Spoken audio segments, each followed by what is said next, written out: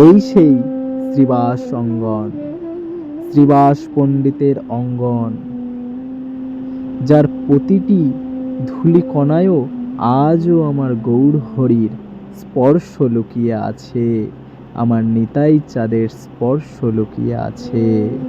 কণ্ঠকগাড়ি কমল সম পদতল, মুই যদি যাও বো পিছে পিছে, যে প্রভুর জন্য ভক্ত কাটা পথে হাঁটে, সেই প্রভুই তো এখানে ভক্তদের সঙ্গে লীলা করতেন। এই তো সেই শ্রীবাস অঙ্গন, এই তো সেই রাসস্থলী, এই তো সেই নবদ্বীপের শ্রীবাস অঙ্গন। যেদিন কাজীর লোক ভাঙল মৃদঙ্গ, সেদিন এই অঙ্গন থেকেই উঠেছিল বজ্রধ্বনি।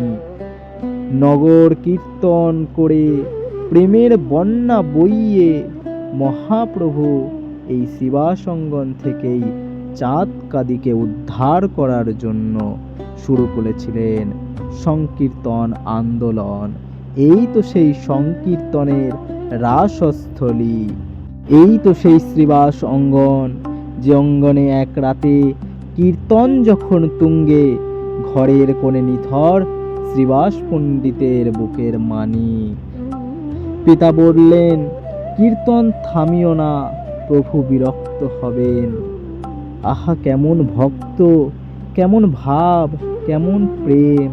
তার পুত্র নিথর হয়ে পড়ে আছে, আর বাবা বলছেন কীর্তন থামিও না, প্রভু বিরক্ত হবেন।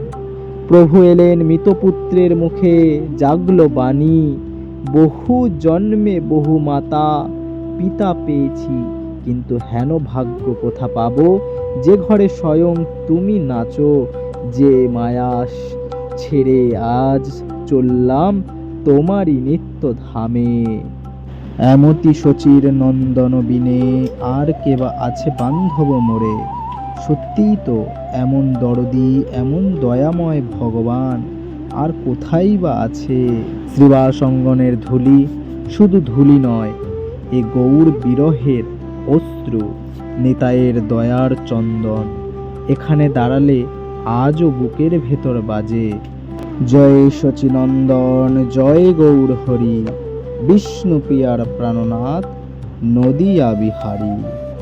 জয় গৌর, জয় নিতাই।